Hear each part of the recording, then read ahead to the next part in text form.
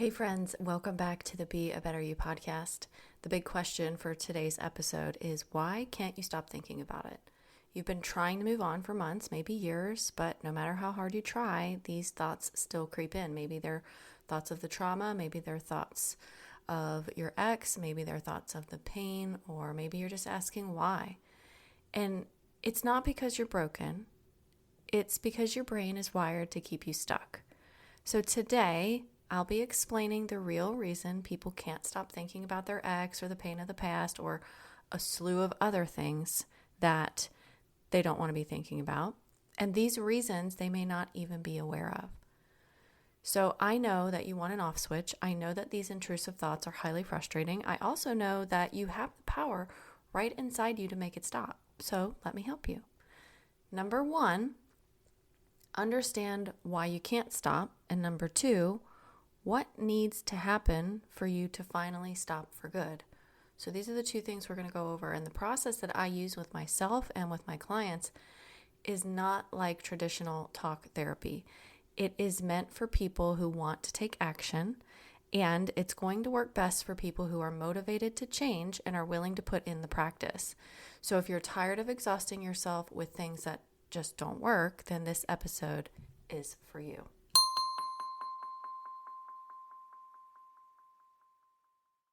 Okay, I'm dedicating the entire month of November to this one thing, helping you stop thinking about it, whether that's your ex, somebody who hurt you, a traumatic experience that you went through, or something else.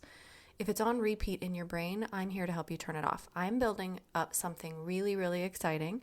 It is a free online event happening on December 11th called How to Stop Thinking of Your Ex in Under 90 Days.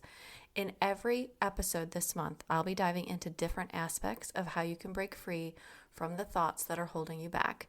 And we'll end it on December 11th in that live event where I'm going to walk you through the methods that I use to help women stop rumination for good. So if you'd like to attend, you can grab the link in the show notes and sign up, and you'll get email reminders and the Zoom link to attend. And I hope to see you there. Okay, so first and foremost, it's going to be really important for us to understand the brain's role in keeping you stuck. Now, if you've been listening to my podcast for some time, you understand this pretty well.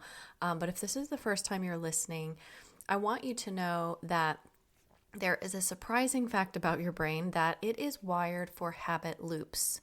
And basically what these habit loops are, they are neural pathways that become deeply ingrained in your brain through repetition. It's how we learn new things even, right? So when we think about anything repeatedly, the brain strengthens that pathway, and that makes it easier to revisit those thoughts. It's truly a survival mechanism, right? But we don't really need it to survive anymore. It doesn't really serve us in that way because we don't need to be running from a saber-toothed tiger or, different things like that. So let me give you an example of this. So when I was a little girl, I had to remember my phone number. Maybe you had to do this too. And I still remember repeating it over and over and over, writing it down so that it was fully embedded in my memory. So what I had done was created a neural pathway in my little brain for what that phone number was. I haven't dialed that phone number in over 30 years. I haven't needed to. I haven't lived in that house. It was a landline, right? But I can still rattle off that phone number in seconds if someone asked me to. And this is an example of a single neural pathway connection in your brain. But here's the thing. I don't constantly think about that phone number, right? So much that it's distracting me or keeping me from my responsibilities or keeping me up at night thinking about my phone number, right? It's just a set of numbers that I can easily recall if I need to. Now, the difference between this kind of neural pathway and the neural pathway created from thinking about repetitive, painful things is the emotional charge attached to those painful thoughts. So when we repeatedly think about a painful event like a breakup, a divorce, abuse, we're not just recalling facts or neutral kinds of information. We're reliving the emotions that are tied to that memory, right? Emotions like hurt and sadness and anger, regret, right? These emotions intensify that neural pathway. They strengthen it and they make it more deeply ingrained because the brain treats emotional experiences as significant for our survival. The brain prioritizes these strong emotional memories to protect us from future harm. But it ends up backfiring when it causes us to stay in the stuck loop of reliving past pain.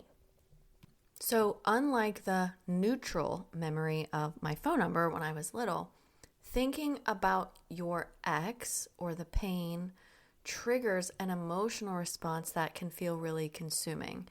And this is why it's so hard to stop thinking about it. It's not just the thoughts themselves, but the emotional charge that they carry. But just like with learning that phone number, right? You can rewire those neural pathways by addressing the underlying emotional triggers and creating a new, healthier connection in your brain. Basically, you are retraining your brain.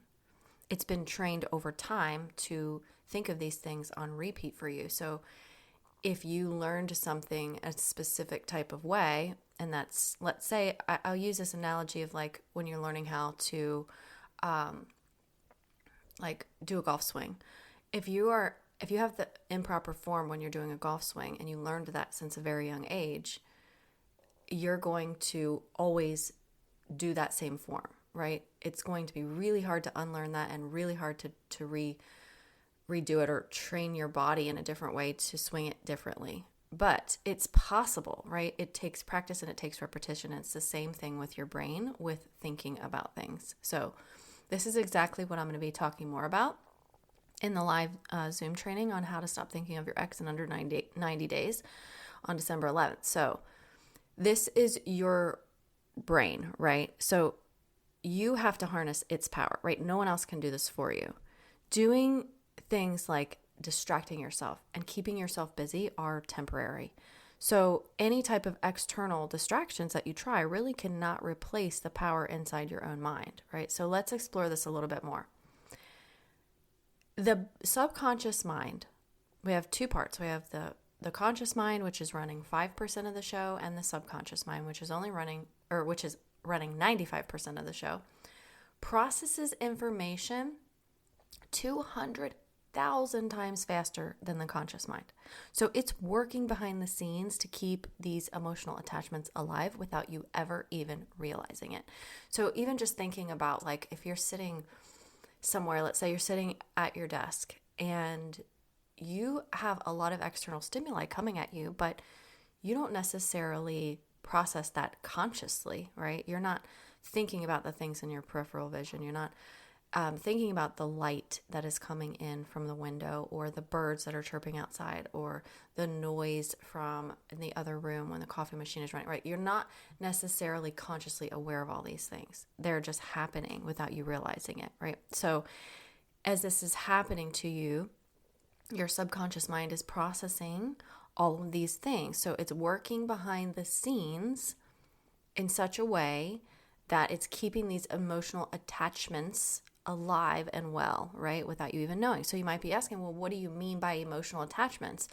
And by this, what I'm referring to is the unknown subconscious beliefs that create emotions that keep us tethered to the past, even when we consciously want to move on. So earlier, I just mentioned that you have all these external stimuli and things that are coming at you. This is just an example of when you're just sitting in an office. But what about when you are experiencing an argument with someone and their micro expressions and the sound of their voice and the slight gaslighting and all these additional things that your brain is taking in, and you are creating emotions based on what you believe in that moment, okay? And these are the things that are keeping you tied to the past, even when you consciously want to move on. So let me give you an example that you can probably relate to, even if you aren't actively like thinking about your ex all the time, right? But have you ever said something to someone that you later regretted, right? You did something that was embarrassing or unbecoming of yourself, maybe, right? I know I sure have done that. And this actually just happened to me the other day. I said something to someone, and after the conversation, I really wish I hadn't said it. And we were on a phone call, and the person had hung up. And it wasn't anything horrible or like really, really bad. But in my mind, I was like, oh, I really wish I would have said that differently. And the problem was I couldn't stop thinking about what I said wrong and what I should have said differently. So my mind was tethered in the past, right? Because I'm thinking about the conversation. I'm thinking about what I said, and I'm thinking about the shoulds and what I should have said and what I should have done differently, right? So let me break this down really simply. Number one, I felt an emotion, and that emotion was regret. And number two, I kept replaying the past because of that regret. Okay, so I felt the emotion, and then I kept going back to the past and replaying that because of the regret. But this is important, right? The regret that I felt came before replaying the past. The regret that I felt came before the rumination. But the reason I felt that regret was because of something I was believing. So when I inspected this, right, because I realized I was doing it, I figured out that the only reason that I was replaying those thoughts was because of what I believed on a subconscious level. And when I figured this out, it was things like, I shouldn't have said that. I should have explained myself better. They'll think I'm an idiot. They'll think I don't care. And the list goes on, right? So I was able to stop myself mid replay of those thoughts and beliefs. So the emotions are actually what are driving the rumination, right? So people are like, but what is driving the emotion, right? Some people think emotions just are emotions and they come out of nowhere, but that's not true. The beliefs that you have in your subconscious mind are what are driving the emotions. So when you get to the root of the issue of why you're ruminating, you can stop it, right? Because it's not just the act of ruminating and trying to turn it off. You have to go a layer deeper, right? What's the emotion? And then what's the thought that's creating the emotion? So if I wasn't believing all those things that I just listed, right? Like I shouldn't have said that and I should have explained myself better and they'll think I'm an idiot, then I would have gone about my day without any regret whatsoever. I believed that I should have done things differently in the face of a situation where what I did was never going to change. It was already out there. I'd already said it. And I can't go back in time and change it. So the reality of what I said was in disagreement with what I believed after the fact, right? Let me say that again. The reality of what I said was in disagreement with what I believed after the fact, right? So if I hadn't caught myself mid-rumination, I could still be repeating those painful feelings of regret over and over, and they could consume my days and nights. And then they might even drive my behavior. I might even decide I need to do something different, or I need to call the person, or I need to, whatever, explain myself, or who knows. But I knew it was happening. So I reframed the beliefs after I pulled them out of my subconscious, and within minutes it was over, and I wasn't ruminating and I wasn't thinking about it, and I was moved on from it. The only reason, and I mean the only reason I began ruminating over this regret, right, because it's the emotion, was because of what I was believing. Okay, so let's shift to relationships. What are some common reasons that you can't let go? Number one, and because I'm saying this, the root comes from your beliefs, but it's unresolved emotions. So emotions like guilt, anger, or sadness, right, that were never fully processed during the relationship or after the breakup or divorce are key reasons why we stay stuck in these thought loops. The brain wants resolution, but without any awareness, it keeps us stuck in rumination. There are many ways to process emotions, but the number one way is to make sure that you feel them and that you let them pass through and you're not stuffing them or shoving them under the rug, right? And my favorite thing is to figure out where your emotions are coming from. Again, which is the subconscious beliefs. So your emotions are not just coming out of nowhere. You're not just feeling sad or feeling angry and you don't know where. The reason you're feeling that way is because of the subconscious beliefs that you're carrying around. Now, you have the awareness, right? Let's say that you are fully aware of what is driving these emotions for you. Now you are empowered to shift it if you choose that you don't want to be feeling that way anymore, right? And the feeling is what creates the repetitive thought habit of rumination. So those unresolved emotions will absolutely drive your behaviors. And often behaviors like thought habits, right? Because that's what they are. They're thought habits, are the ones that happen the most often, especially to people who have experienced trauma and abuse and bad experiences in relationships and things like that. And this is why people get frustrated with you when you talk about the past or you bring up your ex, right? And maybe this isn't happening to you specifically, but people do get frustrated, right? Because you are ruminating out loud, let's say. Like that's basically what you're doing. You're ruminating out loud when you're complaining and when you're talking about the past or you're reliving these things, right? You are ruminating still. You're just ruminating out loud and you're drawing other people into your rumination. So maybe that's something that you're experiencing too, and you didn't even really think of it as a rumination. It is. You literally haven't found a way to stop it because it's been so ingrained in your mind. But there's nothing wrong with you. This is just, again, part of your programming. And programming can be changed. Just like a computer can be reprogrammed, so can you. The other thing is that the brain loves familiarity, right? So even if the relationship was painful and those repeated thoughts create a sense of comfort. I'm going to use that word really loosely because it's really not comfortable. It's just familiar, okay? Because they're known.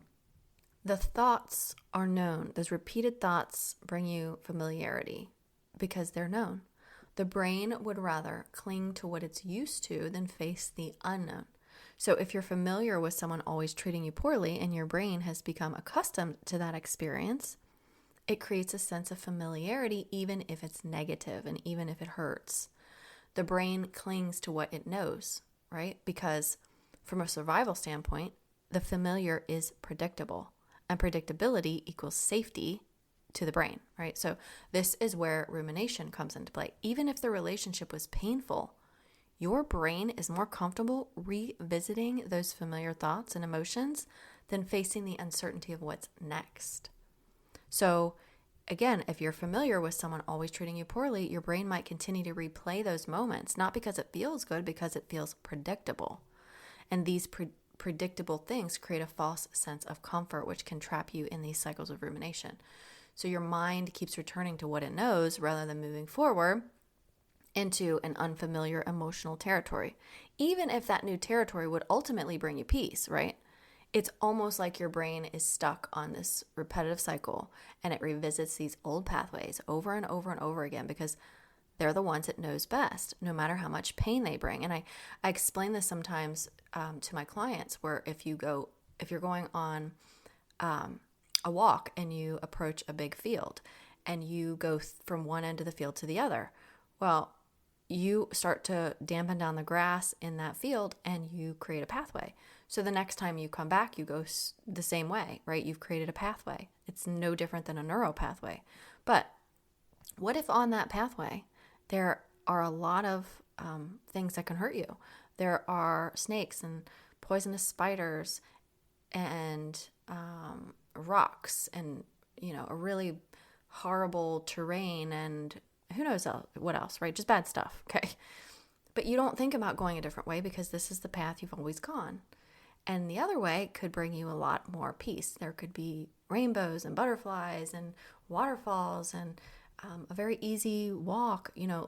We're not thinking about going that way because we've always gone the other way.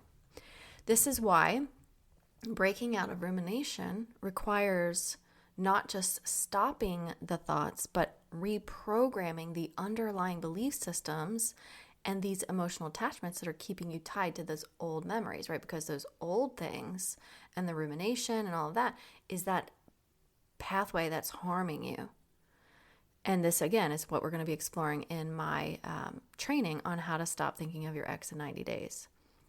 That way we can help you stop to break free from these patterns by addressing the root cause.